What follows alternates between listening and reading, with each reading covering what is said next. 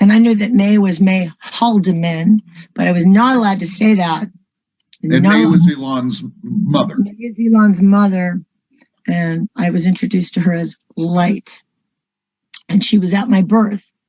And my mother on her deathbed was putting some of this together because my mother, her whole life, so my mom was a hustler, like J-Lo in the Hustle movie. My mom was a hustler who climbed that evil rank, but her whole life, she wasn't down with plotting the end of the world.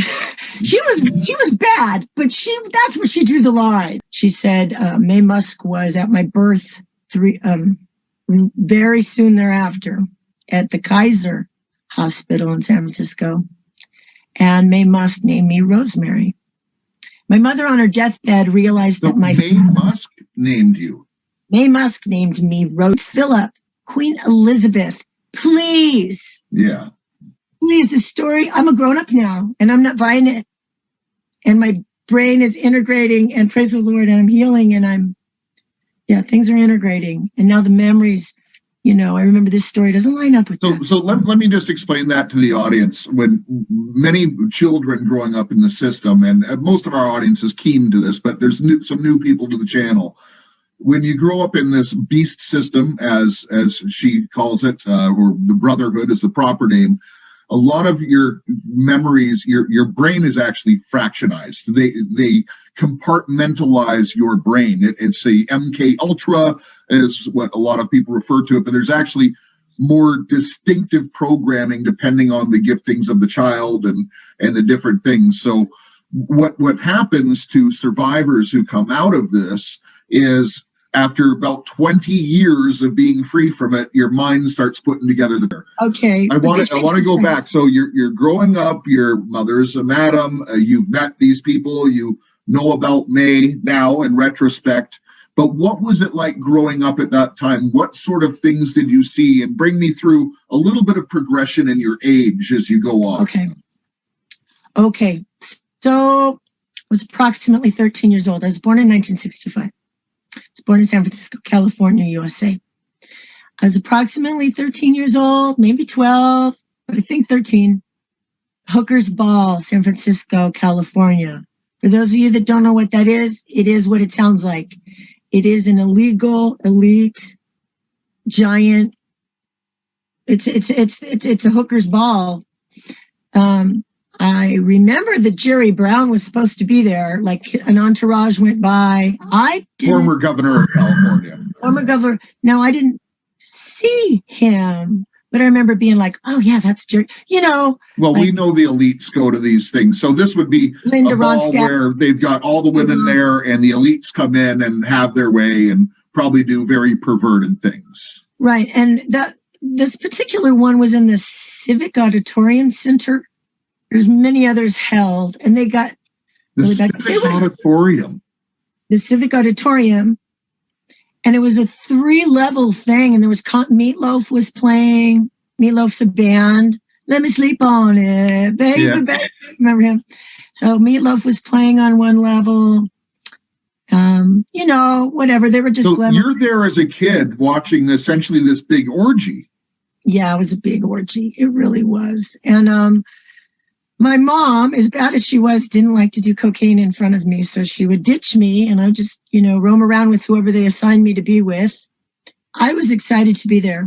I was happy to be there. I was so happy to be off on a family event with my mother because I was sick and a kid and messed up and I didn't have the right guidelines. I mean, I knew in my heart sometimes I wanted to be a good person, but sometimes I wanted to arise to the occasion and please those people around me,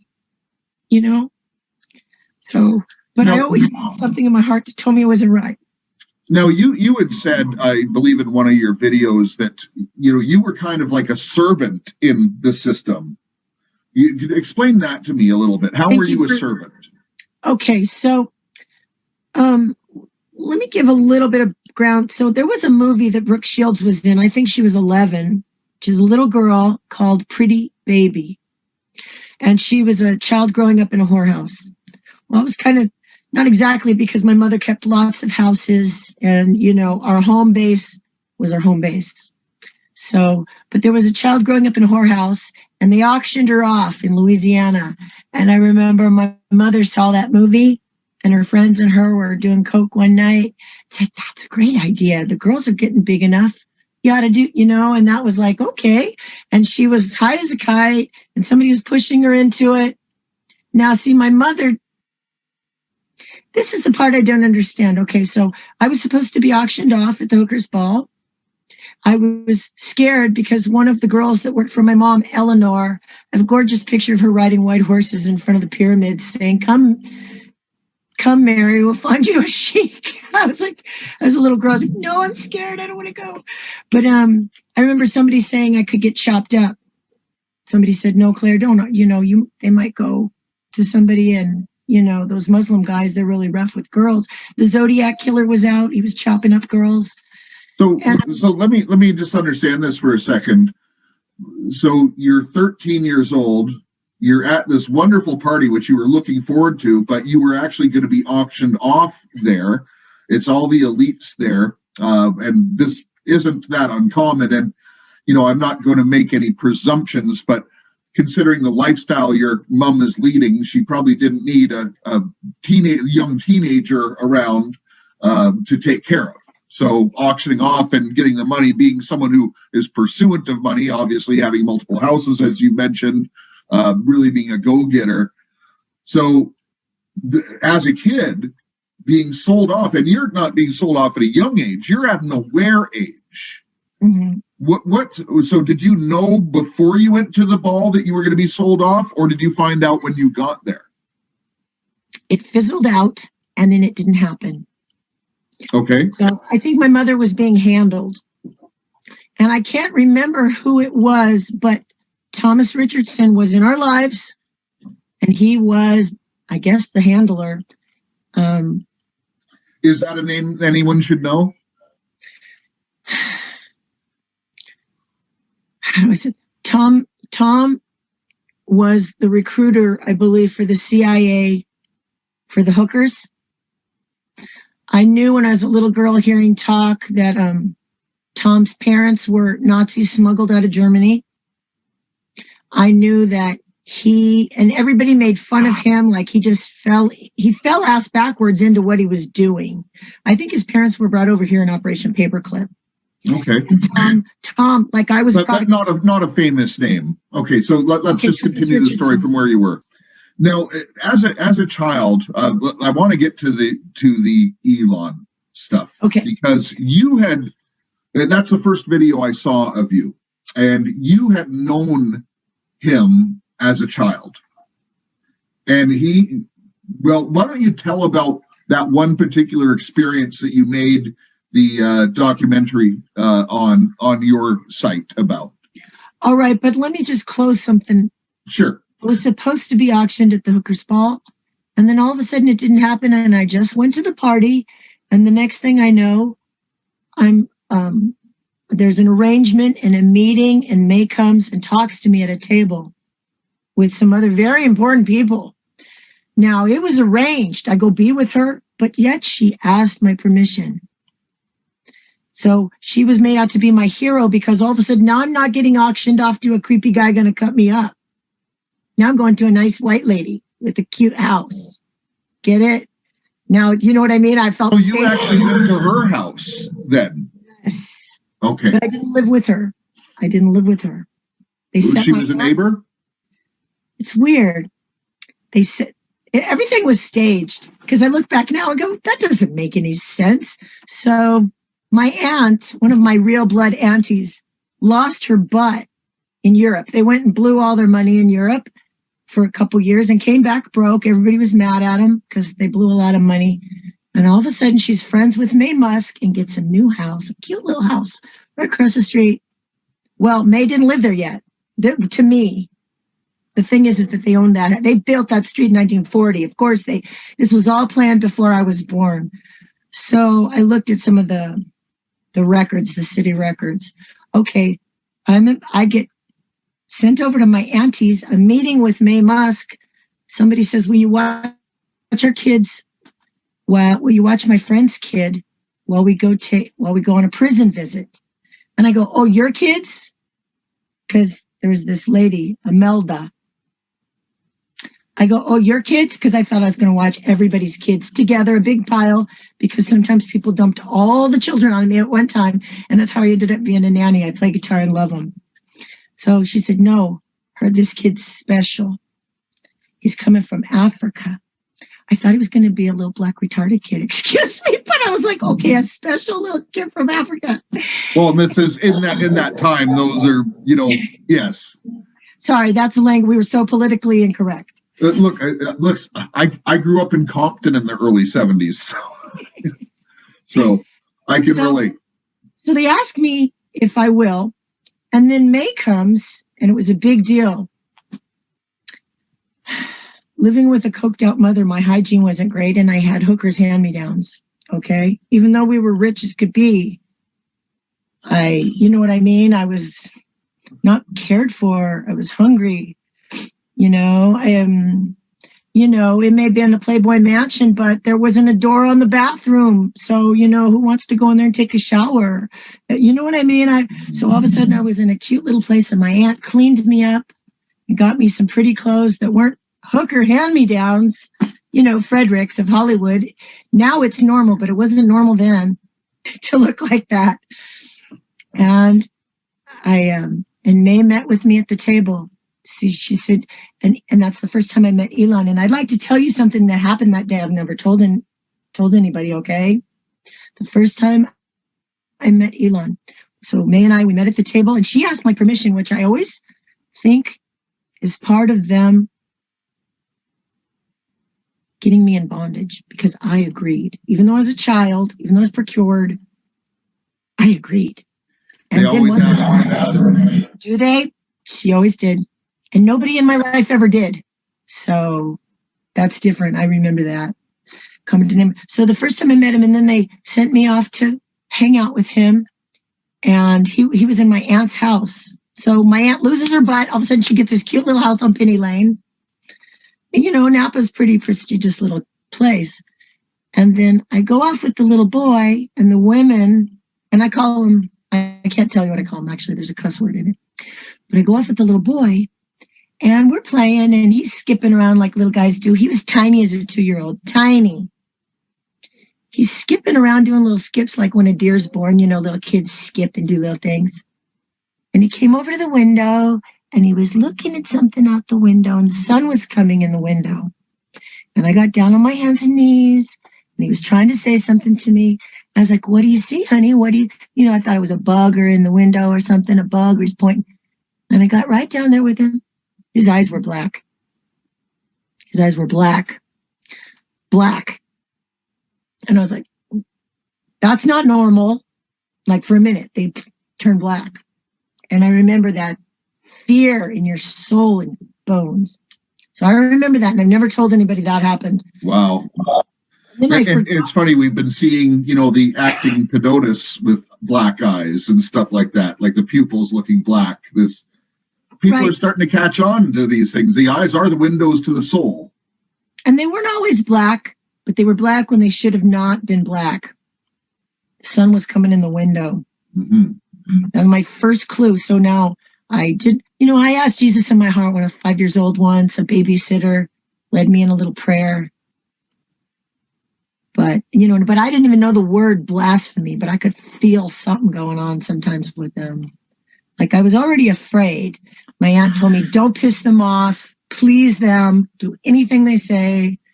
You just said something really interesting, which brings a whole new light, and I use that word advisedly, to this story.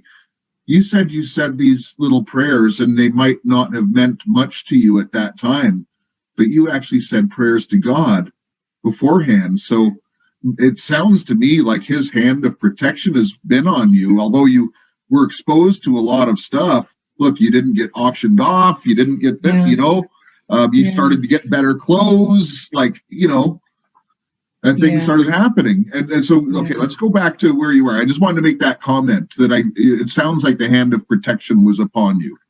It was. God was, huh?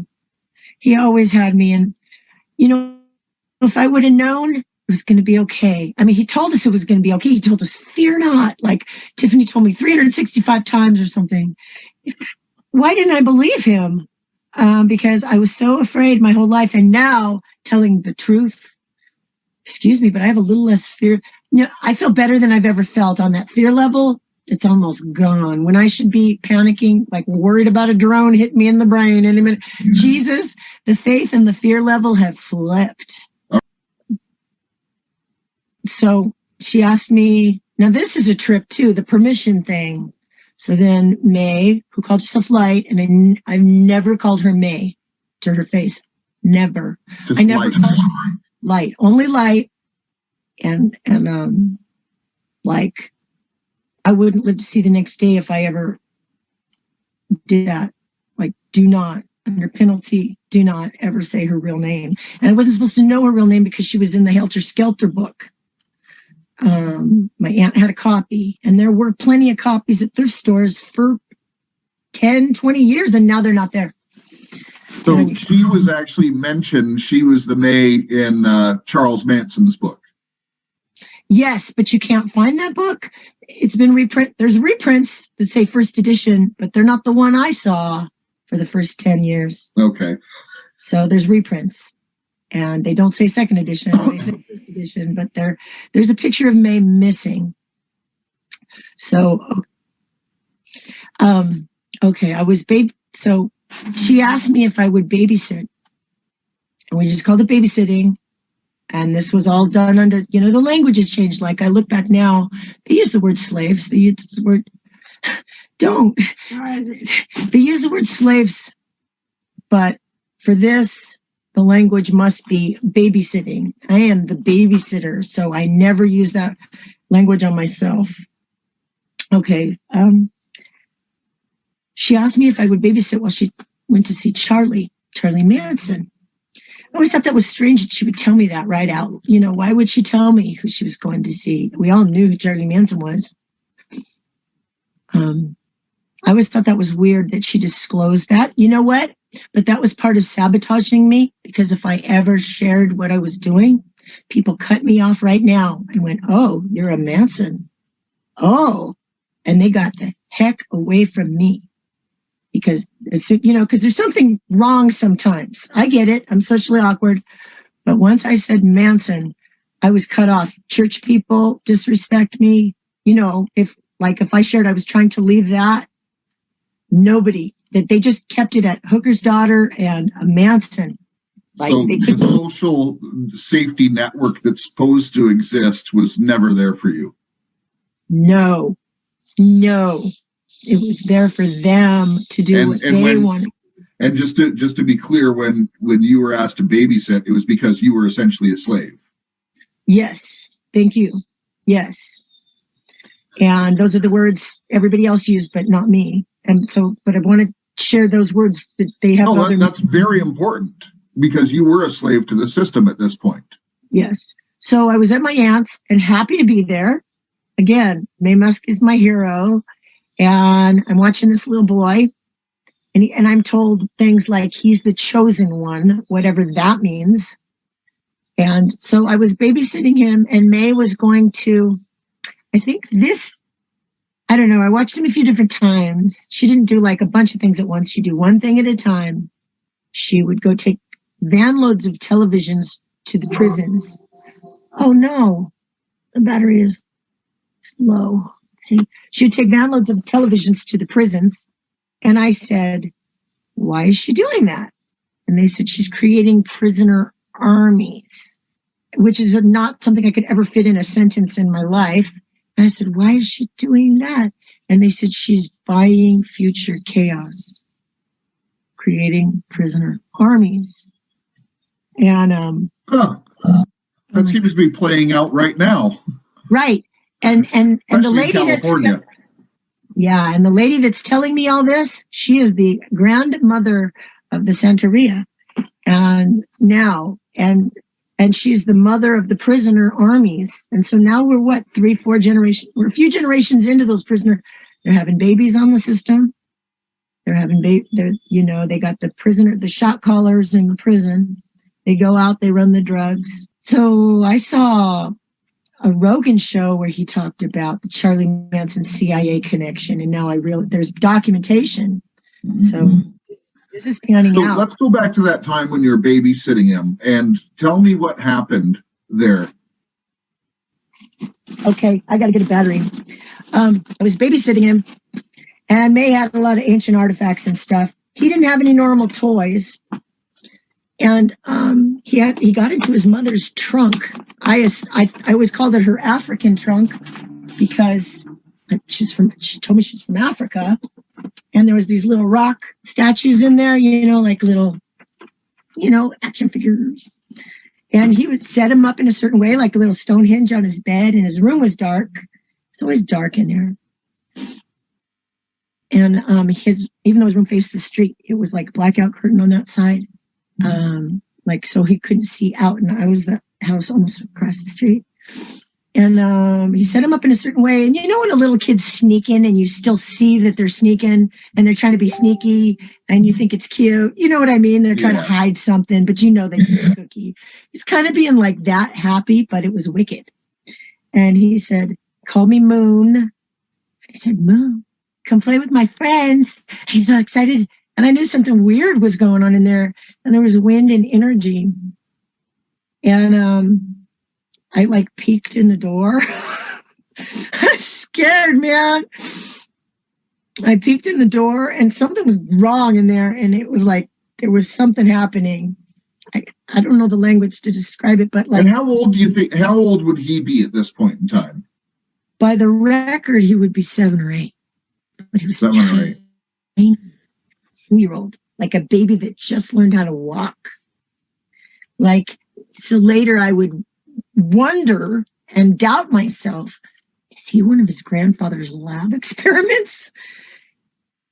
Because I go, is he human? I asked my aunt. She's like, I don't know. Those Illuminati.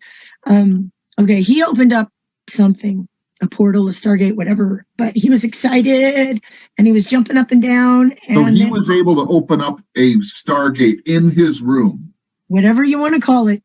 It was a different dimension. Yeah, a portal. Well, portal would be the actual name. And I've been so embarrassed to say it out loud that everybody would laugh at me or lock me up. I only told my aunt. So tell me what happened. Something's not right. Something's scary in that room. Describe what you see and what happens. I went to the edge of the doorway and I peeked in there, and I was afraid just to peek. And there was something happening in there, like a sci-fi movie. And there was something, he set him up like a little Stonehenge on his bed. And he was tiny, like I told you, so tiny. And he was jumping up and down and he was saying, Moon, come play with my friends. Okay. That right there says he knew exactly what he was doing. It wasn't like he accidentally opened a portal and didn't know what he had friends. So I peeked in there and I was so scared. I'm embarrassed to tell this. It's so ridiculously weird. And he was being lifted and he was starting to go. He was being lifted and he was being lifted and was being sucked in. I know this sounds ridiculous, but my aunt told me don't let nothing happen to that effing little kid. And normally I would never let anything happen to a child that was watching. I would run between them and a pit bull. And I said, but the way she said it, I said, why? And she goes, he's going to rule the world someday. And I'm like, what? Him? What do you mean? Why? And she said, don't you know nothing? They're the Illuminati. She would always do that to me. But she'd say, don't let nothing happen to him. He's going to rule the world someday. And I was like, that kid? So I grabbed his little arm and I got sucked in. I got sucked into, it's like we went up and then we went down. And it was dark in there, but it was glowing. And I can only tell you that when I remember my peripheral vision because I was afraid to look at it, because when you're a little kid and you look at the cartoons and there's a bad boogeyman in the Scooby-Doo and you see its glowing eyes, it's like, don't look at his eyes, he'll get you. And I remember that whole, oh, if you don't look at their eyes, they can't get you. And I was being sucked in and sucked down, and I had his little arm. And it was weird because there was no bottom. And there were these creatures in there. And they were giant, and they were semi-shaped like humans. They were glorious. They weren't like Smeagol's or any creepy little demon dudes. They were like beautiful, ancient creatures that moved in a different time. And they were giant. And they had a different head. There was a bird head and a cat head and a jackal head. And I would compare them, because I'm not super educated, to Egyptian type of things, to the types of things May had little artifacts of. I'm not from that region, but this also describes angels and devils in the book of Revelation. With multiple heads, different animals pointing different ways. The angels have many faces. Look at the guards of the gates of the Garden of Eden, right? Yeah. Even alone, that's what sounds like what you're describing. And they were beautiful, but terrifying. They weren't on my side. I'm on Team Jesus. And but I was told not to say that name over there. And by of course not, because they would flee. My aunt told me never say that name over there. They don't want to hear Jack Black about your Jesus. And I said, because I remember when I got saved, I wanted to go save everybody. And she's like, don't you say that name over there. She said, okay, well, let's finish the story, and then I want to go to your conversion and how you got saved. Okay. So we're coming down in there. One of them grabbed me by the throat. And I closed my eyes, and I had him. And I was tiny, like a little rag doll compared to it. And it was holding me up like that. And I cried out. I felt like I couldn't talk. And I cried out, Jesus, save me. And it stopped, and we flew back. And we flew out of there, and I still had him. I had his little arm. And we flew back, and we rolled out of his room and out of the hallway and into the living room. And if you've ever fallen off a merry-go-round and you woo, and you stop yourself, and I stopped, and we grabbed the ground, and I was I just felt dizzy, and I looked up at him, and he looked up at me, and we're on the ground, we're looking at a bug, and he looked up at me, and he goes, Moon, why are you not like my friends? And I was looking at him what the hell do I say? Excuse me. I was that's probably appropriate considering what you saw. My friends. And I said, well, it's scary in your room, Elon. It's dark. Well, they started calling him Elon later. They switched his name. And I remember the difference.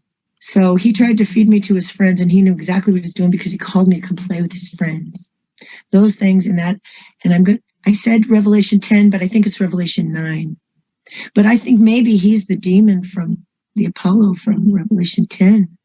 I think maybe he's a clone. Well, we don't know. We don't know. But eventually things will be made clear on that. Yes. I don't want to be a railing accusation. There's no doubt that he has an important part to play in what is happening in history right now.